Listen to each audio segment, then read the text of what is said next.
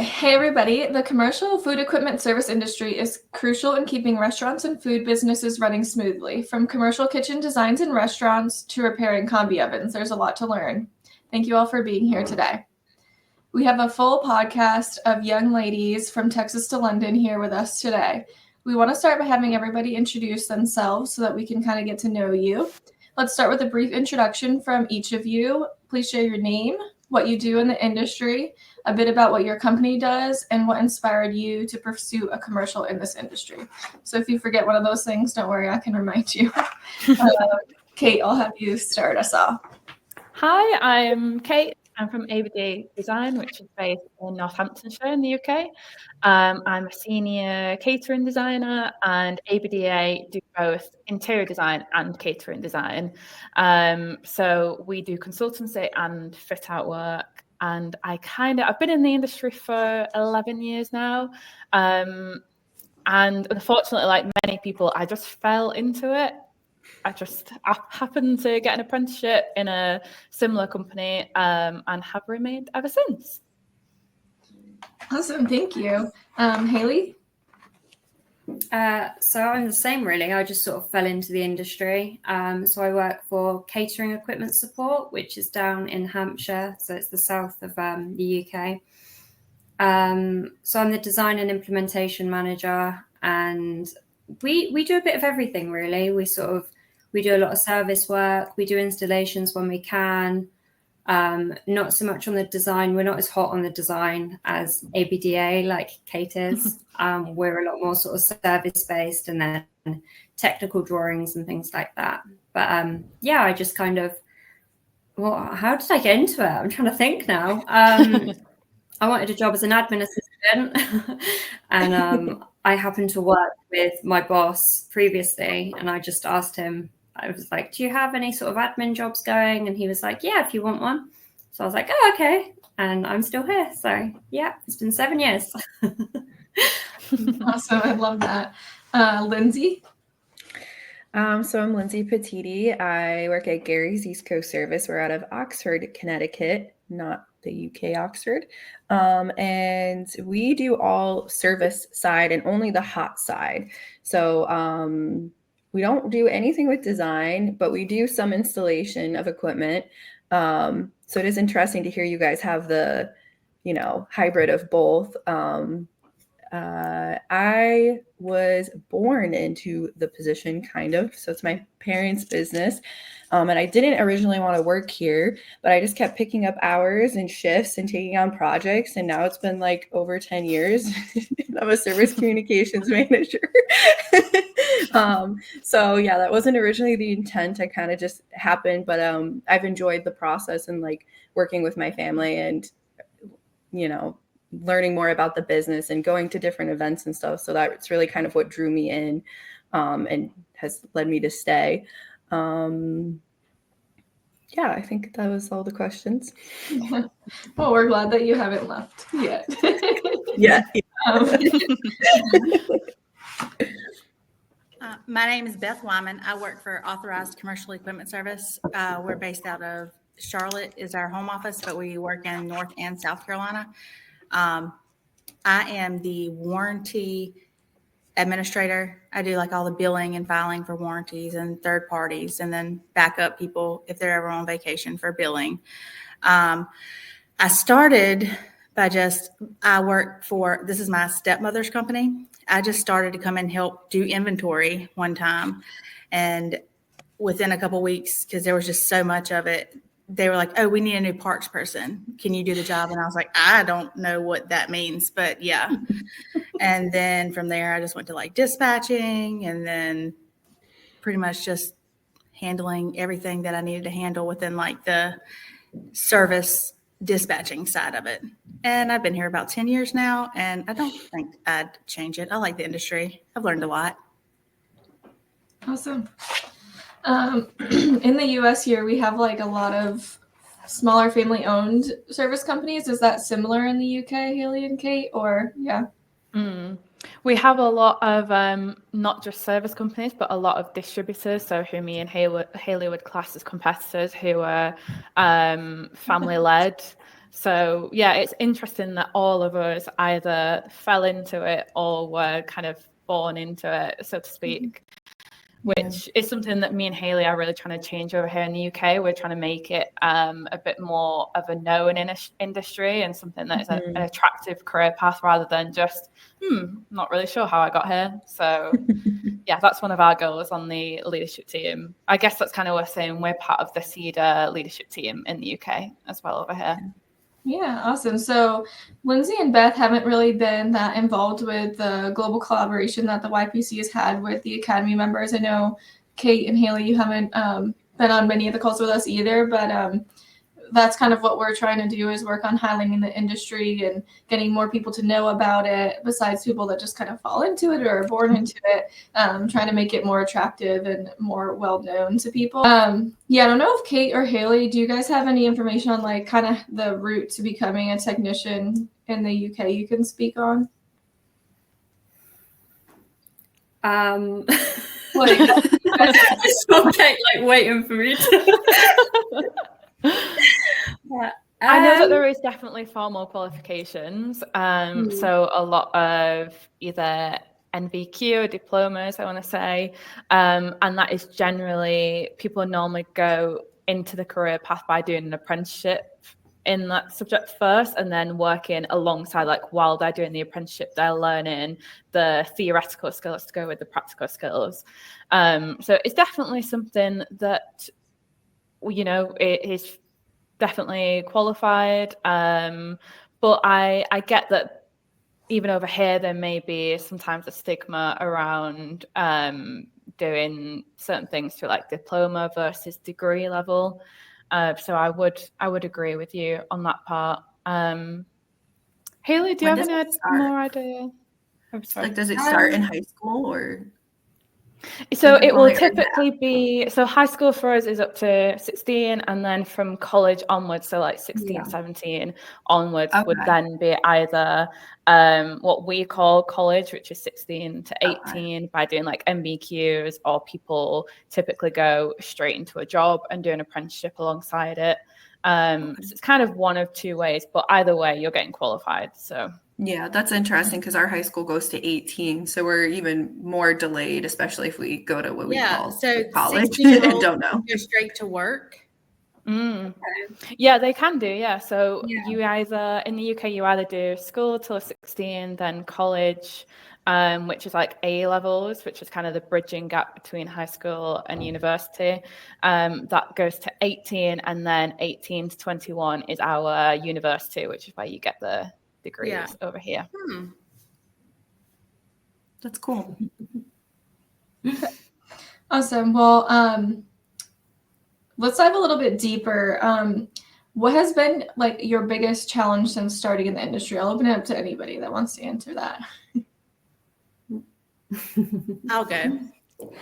I think that my biggest challenge in the industry, since I just came in knowing nothing, was just learning all the different things about, because our company does cold side and hot side. So, you know, we work on like walk-ins and reach-ins, fryers, ovens.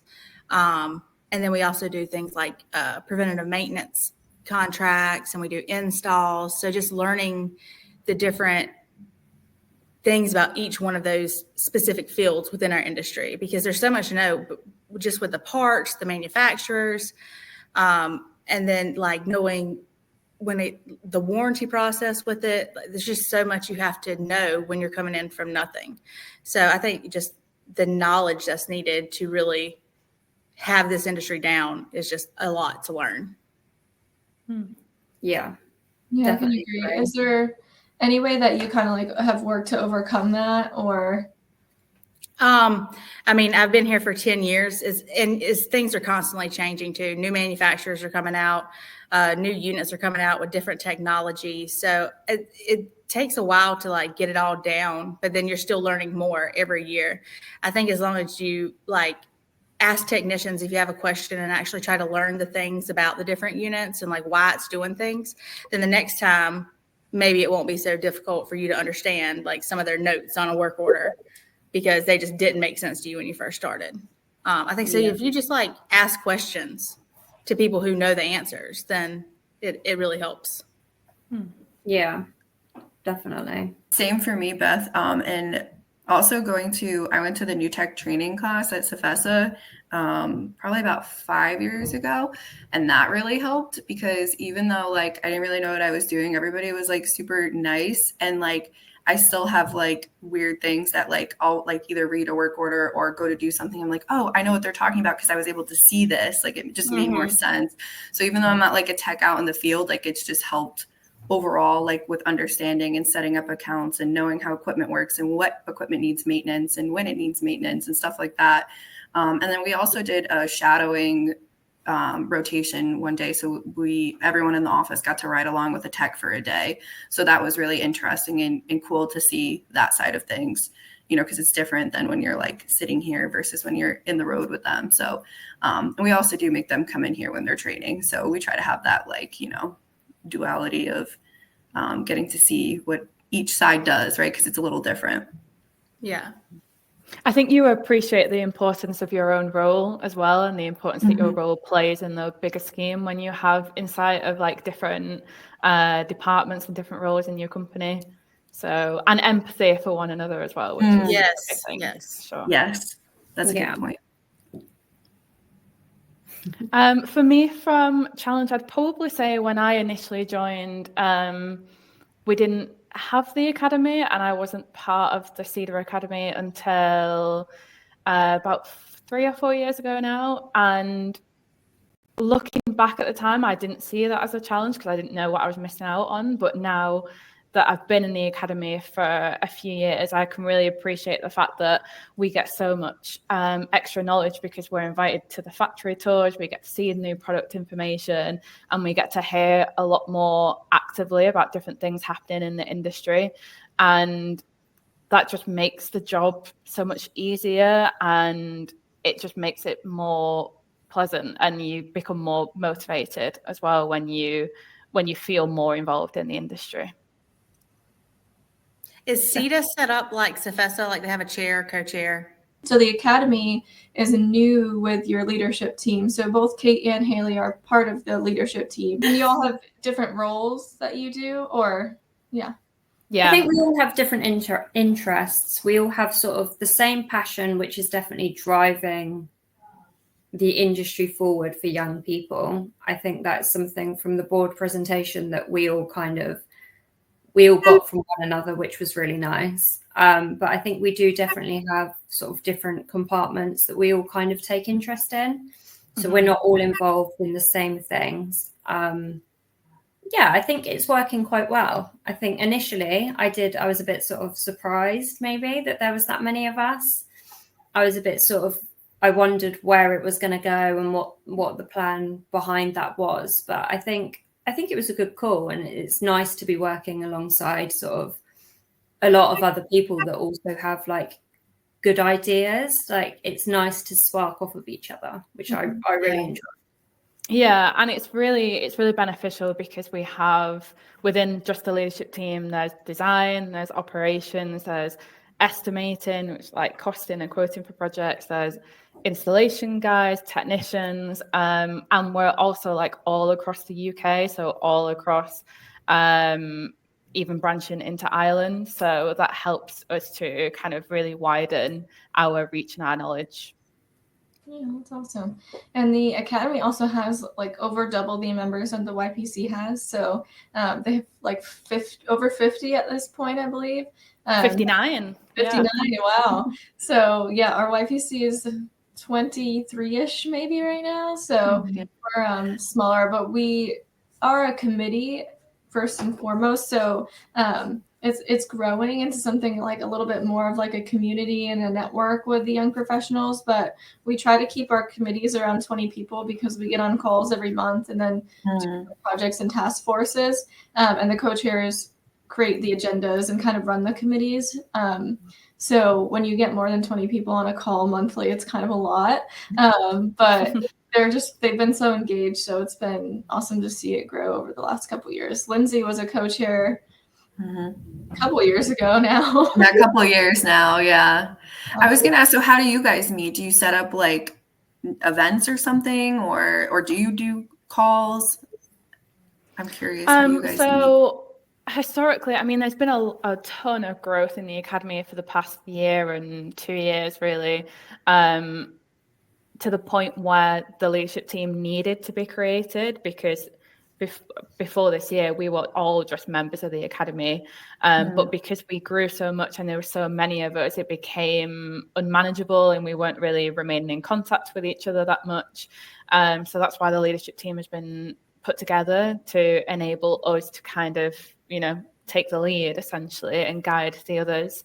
So we have many events planned out through the year. So we'll have conferences, exhibitions, factory visits, here in the UK and abroad as well. And yeah, we have meetings throughout those as well. Probably not as many as we would like at the moment, but we'll definitely be looking at pushing that more in 2025 and creating social media platforms. So we've not really been big with social media in the past. That's one big goal for 2025. And then we're hoping through that as well, there'll be a lot more engagement with members, with different members taking over our socials and engaging through platforms. Well, we definitely should collaborate with CFESA. Definitely. Yeah. Exciting. Like, you have a lot of good things to look forward to. Yeah. So I know all four of you are, really smart, really engaged in the industry, really passionate about it. And I just want to give a moment for each of you to talk about one thing that you're most proud of with yourself in your career, one of your best accomplishments that you can think of. So I kind of went around my career slightly backwards. So I did, obviously went through high school and then went through college. And then initially I was going to have like a gap year between college and university, which quite a lot of people in the UK do. And it was at that point that I kind of fell into the industry. So I did like an administration apprenticeship at a different company, Vision, that's with part of CEDA. And from there, I moved into design and like really loved design. And then later on in life, while I was working full time, that's when I did my university degree. So I was doing like a full-time degree and a full-time job, which was crazy. Definitely wouldn't recommend, but but it was amazing at the same time. And I managed to kind of get that formal qualification to back up my experience in the industry. So very proud of myself for that. I graduated this year, actually, so that was a big win for me. Congratulations. Thank you. Haley? I don't want to follow up after that. Anything I say is just like, cheers, Kate, you set the bar really high. I think for me, because we're such a small company, like we're not massive, and I do see things through from the start to the finish, but it makes it difficult for companies like this one to get hold of bigger projects. There are a lot of powerhouses out there which have a lot of good relationships with architects and designers and consultants that we don't get a look in. So for me this year, it was probably finally completing. So it was a Mountbatten House project, which was a brand new sort of cafe, and it was back of house. So it was the entire kitchen and it was front of house as well. To be able to see that through from initial design all the way through to the end was a pat on the back for me. It was something that I was so out of my depth, and I was like, oh gosh, like, what do I do for this bit? And I've never come across this before. And to have the backing from sort of my MD and my manager to be like, look, calm down, you've got it. And to actually see it through and hand it over was like, oh, I can do this. Yeah, So I love that. A big moment for me. Yeah, that's awesome. We're also pretty small, so it's kind of hard to think through. But I would say maybe the couple conferences ago when we put on the Dispatch Through Time. So we put on this like big production, and there was like 30 people or something involved. Is that right? And I've never I didn't even do theater or anything in high school. So I have no background in any kind of thing, but we put together this huge event, and then I helped organize it. And so that was like huge for me, because I like looked back afterwards and I was like, I can't believe I did that. Like I had to talk to all these different people, like, and put them all together and organize the whole thing. So for me, I think that like, I guess maybe accumulated a lot of skills that I've been developing unbeknownst to myself, like, you know, and then to like kind of see it all together and like have all these people see it and enjoy the event at conference, I think was just like really big for me, because that was a lot of people. It was like, you know. Yeah, no, that's one of my proudest moments of you, Lindsay. That was very fun. That was my first CFESA conference, and I was like, I love this. Like a 60-minute skit with props and like waves. Yeah. And everything. Oh my God. We did like, what was it, 60s, 70s? Yeah, there was like 4 time eras. We basically did like a little snippet of like what a day in a life of like a service company would be. We called it CFESA Service Company. And so we did, the 70s, 80s, 2004, and then we did like a future one. So we made it like, you know, like robots and stuff like that. But so yeah. Yeah, it was fun. But like looking back, I don't know how I did it, but I did it. So that's good. Yeah. It was like the writer, director, producer, everything. Yeah. Awesome. But I also was a team player, I think, which is also kind of hard when you're doing something like creative sometimes, you know, like to like let go. And so for me, that was like big too, is that I had to like, there was other people doing things and it was all fine. They were good. And t-shirt designer, I forgot. Oh yeah, and t-shirt designer. Looking to the future, what are trends that you think that you could see coming in the industry that you could be excited for, or, you know, a little nervous about? I have one. I can go first. Okay. So I think it'll be a little ways down the road, but I could see the industry maybe becoming a little more like sustainable in some way. Like I feel like there's a lot of like talk in that in other cultures, and I would love to see how we can jump in on that, because, you know, we're in a lot of ways the like repair industry, so that kind of like falls in line with that. So I would love to see kind of more initiatives for that overall. So I don't know if it'll happen. I hope it will, but yeah, that's definitely. kind of that's kind of coming into the UK at the moment, from like design and installation part. So like going forward, we'll have to like report on the entire carbon footprint of a project. So including, you know, the vehicle fuel, what carbon it took to make the product, make the parts that are needed for it. There's a lot of sustainability coming to the UK, so it'd be interesting to see and hear about how that's happening at the US at the minute. Or are you guys like slightly behind with that, do you think? There's like a lot of talk, I know, like in terms of like with gas and electric and stuff, but there's like not a lot.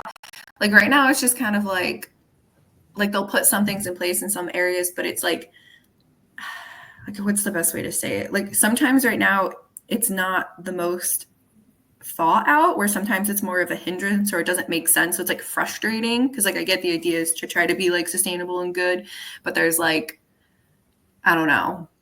It's a lot of information, I think. Yeah.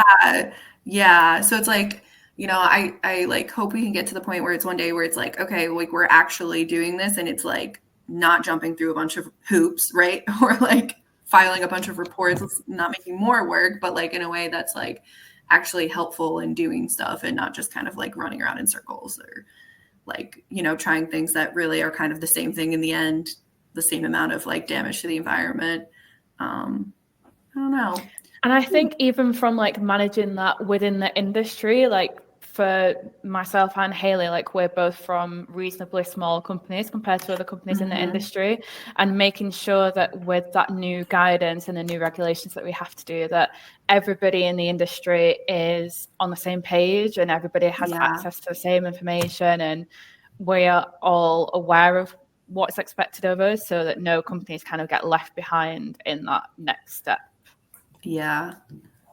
Yeah, there could be quite a lot of gaps otherwise. I think there's a lot at the moment between no one, like you've got people who are really hot on it, and then you've got people that have no idea.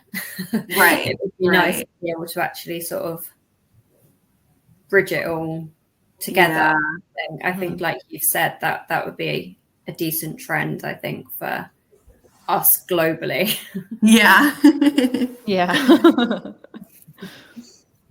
I was wondering what advice you'd give for other young women or just young people in general that are looking to join the industry. So I think, can I go? I think for me, it's kind of like have a voice, definitely. Find your feet in this industry, but at the same time, actually listen to people. I think when you have older people in this industry, and I feel like a lot of younger people sort of, you get bored of hearing the same things day in, day out by the same people. I think if people can sort of listen, we can all listen to each other, but at the same time air our opinions and what we want to achieve. I think that would make the industry, I don't know if it would be a better place, but I think it makes it an easier place to work. Definitely. And I think as well, just ask questions, like always ask a question if you're not sure on something. Sometimes for young people especially, it can be a bit daunting to be like, oh, I'm actually not sure on that topic. Like, can we elaborate on that further? Especially if you're in a room with other people and you feel like everybody else is kind of up to speed. But it's really important that each person is on their own journey and their own like route of progression. So don't be afraid to ask questions. Just, be honest. Yeah, I think those are excellent pieces of advice. I would add on to that and say, don't be afraid to go and talk to people that you don't know when you are at different events, even if it's a different age gap. Because like you guys said, there's a lot you can hear and listen from, and then you can also have your own ideas and give your own perspective. So you're not going to be heard if you don't go and talk to people. Beth, if you missed the question, we were just asking if there's any advice you'd give like young women or just young people in general that are looking to enter the industry.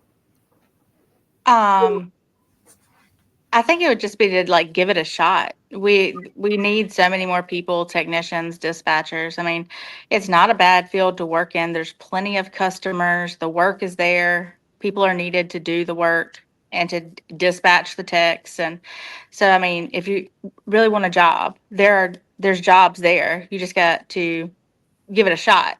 Because some of our technicians, I mean, they've been with us for 30 years. They love the field, and if you give it a shot and you don't like it, okay, move on. But just because it looks like it's dirty work, you shouldn't not try it out. And you're inside most of the time. It's not like outside work. It's not like big tick. Yeah. Unless you're on the roof with like an HVAC unit. But. Oh yeah. Sometimes, yeah, you got to get on the roof, but that's not as often as other times.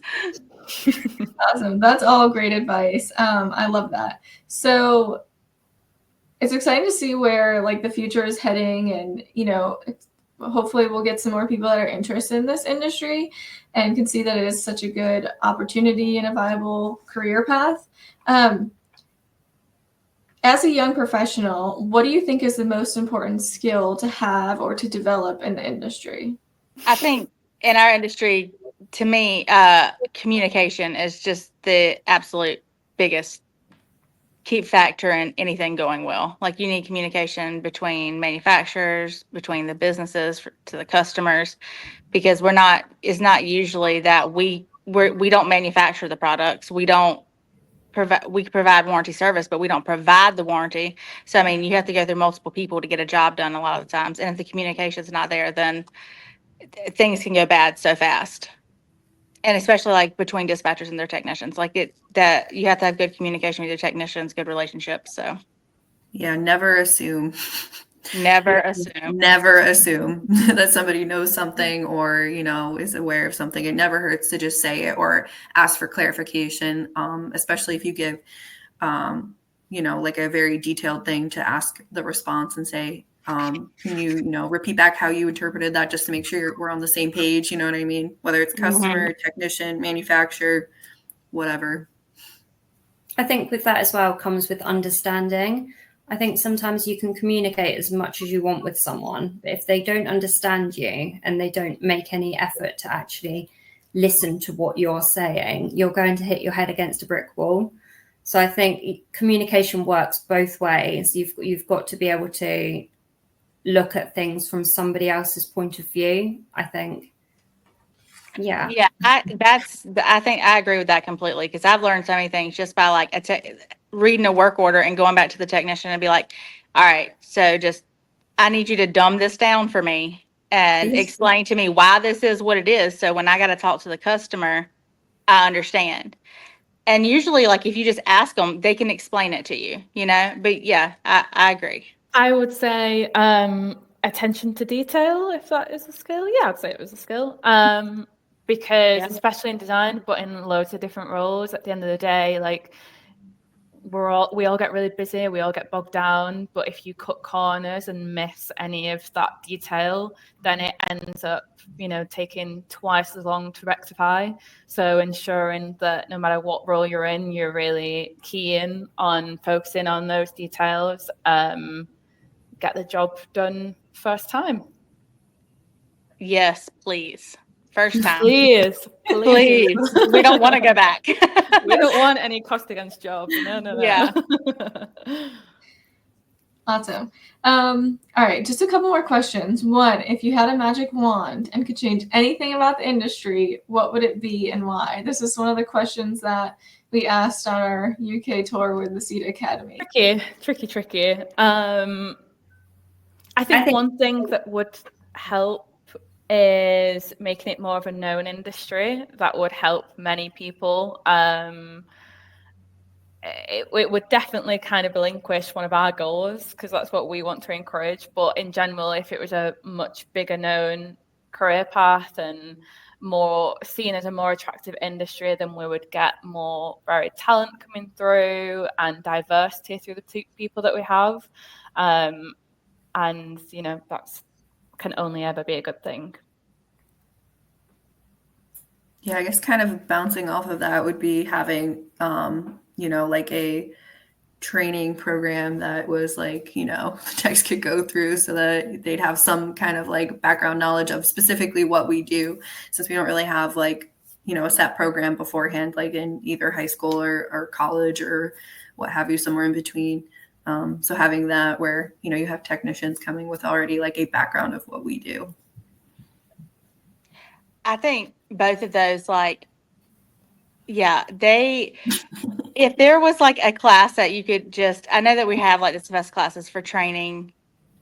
I wish there was just like a system, if I could fix anything, just a system that communicated like perfectly between like service dispatchers and the technicians. Like you didn't have to like fix stuff or like check back on stuff constantly. And I know this stuff's coming, but I think it all has to deal with like it not being a well-known industry. For me, it's mental health stigma. I think like that is what I would, if I could change one thing in the industry, it would be to break the stigma.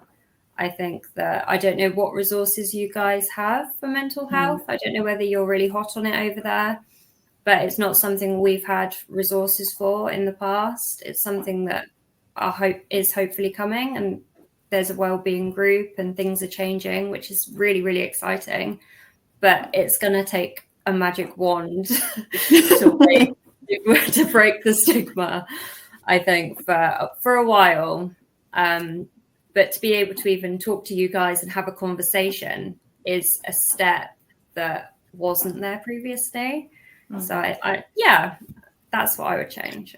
Never say never. Olivia had at the, what region? We had meetings. Yeah, where she had a yoga instructor come, and there was technicians doing yoga. Yeah, that thing was first thing in the morning. First thing in the morning, and they were smiling and laughing, and I didn't think they were going to do it, but they seemed to enjoy it. So, small we might steps. still write it. Yeah, definitely. We're gonna set that up. So industry wide, we don't really have any like specific mental health resources. Of course, like in the US, there's different types that you can utilize. We use Sarah Davis. She's local to this area, and she's a trauma counselor, therapist, and a yoga instructor. And so she uses a lot of like breath work and different things like that to kind of like calm your nervous system. And, in this industry, in a lot of industries, burnout is real, a lot of in our generation. And I feel like our generation is trying to change that a little bit and know that like you need to be your best self to bring your best self to work and home and everything like that. So yeah, we've had her come into a couple different regionals, and there's been a lot of good feedback on it. I think she's going to be coming to another regional this year as well. So I'm excited about that. But yeah, maybe we'll have to do another mental health podcast soon. So we have to stay tuned. I think that's like a great idea. Like just we could get rid of the stigma, because I'd love to be able to just tell my technicians, okay, can we just take a breath and breathe through it, and them not be like, what? You're crazy. Like I do it anyways. I'm like, go for a walk right now. take a lap. Go. And they're like, no. And then they come back and they're like, okay. Like, Yeah. That should be a thing. It should be. Yeah. Take a lap. Sometimes we know what like other people need to do, but it's hard to apply that to ourselves. So like, I'm the kind of person where when I'm really busy, I just won't move all day, and I'll just stay there. And I'm like, this is so not healthy. But so it's trying to make it, as Haley said, much less of a stigma, so that we all feel comfortable to take that action for ourselves as well. Yeah. I work with my sisters, so if they start seeing me flustered, they're like, "Get out of here! Like nobody wants that bad juju. Go do something about that." So you need somebody who could check you and say, "Go! You have permission to leave and go take a breather." Okay, one more question. So, is there anybody in particular that's been like a really good mentor for you in this industry? And can you tell us a little bit about that relationship and how it's helped you in your career?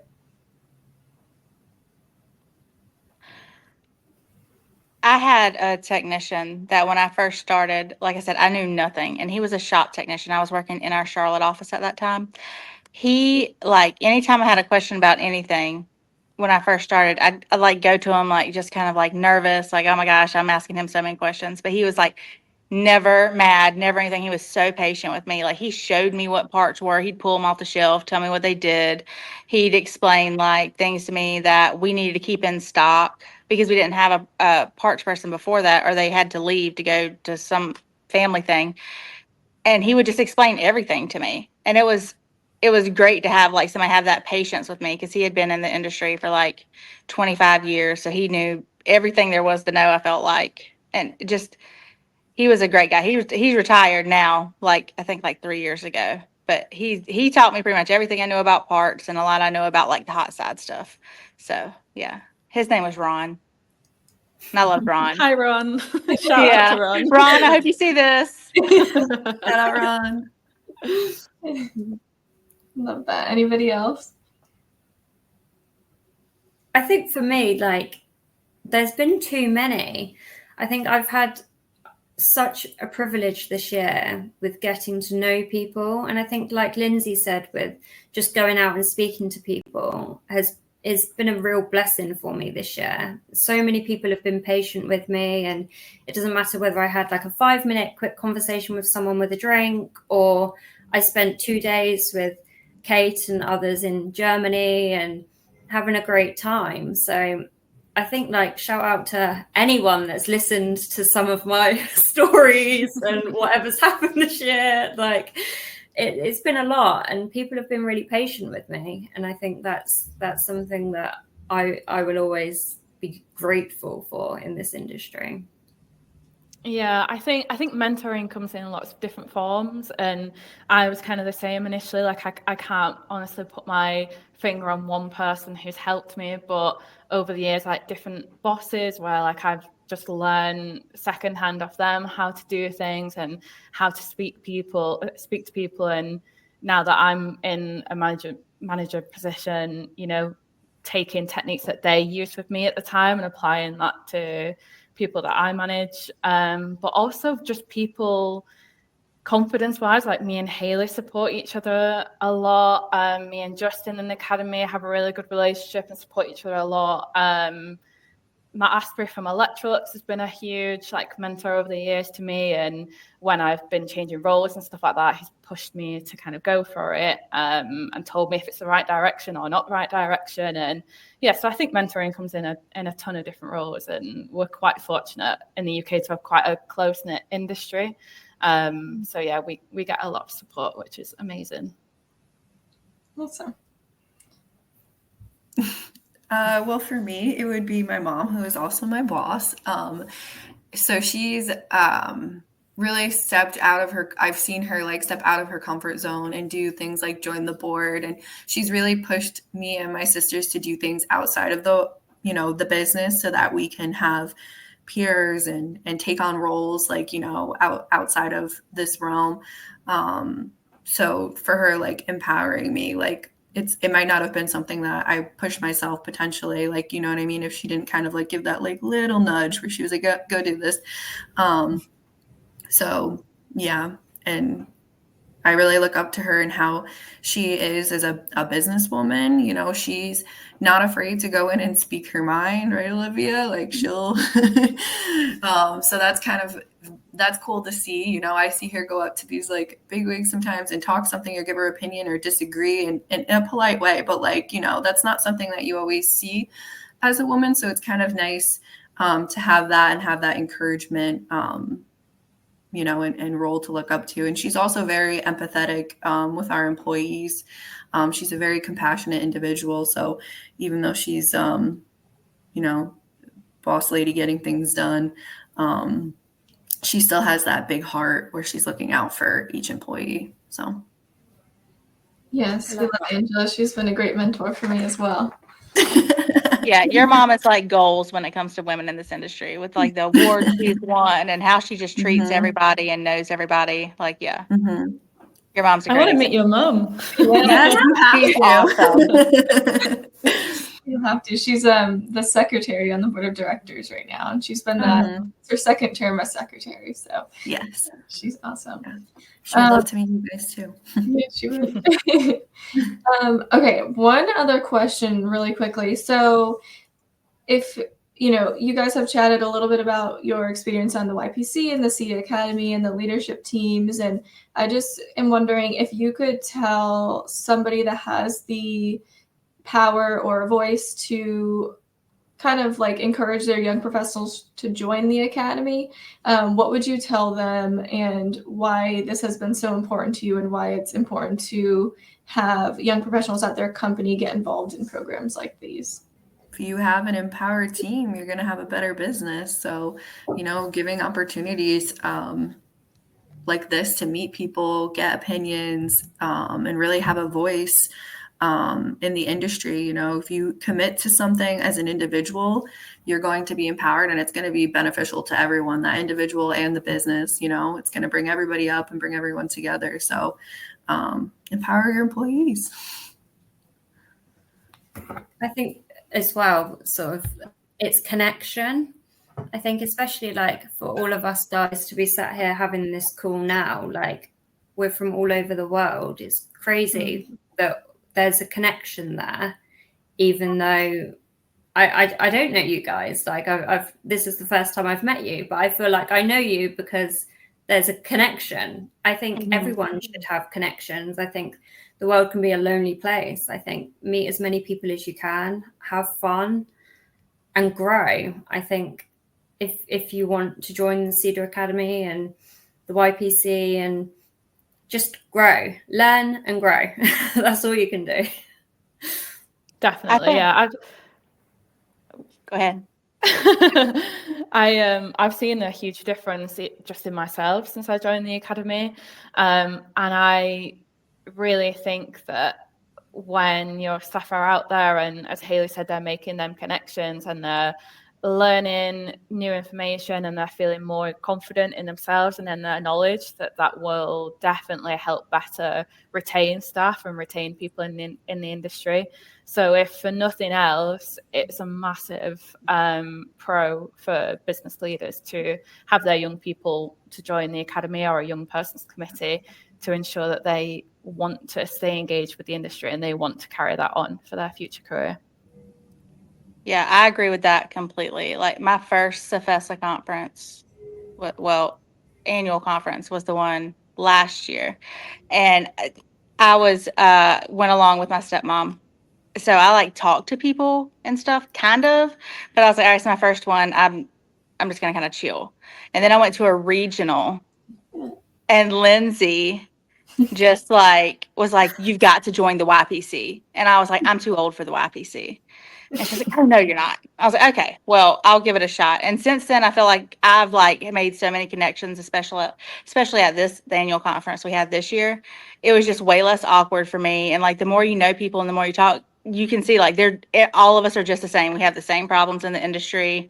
It's not just you that's struggling with like finding technicians or with certain companies. It's just like the connections you make are great, and it makes you feel better about your job because you know that they're going through the same things. Definitely. Yeah, I love that. Well, it's very clear that the future of the industry is bright with young professionals like you involved in trying to bring it forward. Before we close, is there any other like little bits or any shout outs you want to make? Shout out to the leadership team and all academy members. Thanks, Kate. Yeah, we got to shout out the YPC, Beth, right? So as we wrap up today's episode, I just want to remind you all that you have the potential to excel in the industry and inspire others along the way. Embrace the challenges, celebrate the victories, and never underestimate the power of your presence in this field. Thank you again, Lindsay, Beth, Kate, and Haley for joining us today. Your stories are an inspiration, and I'm excited to see where your careers take all of you next. For our listeners, thanks for tuning in. Make sure you subscribe to our YouTube channel for more stories of the amazing women and men in the industry. Until next time.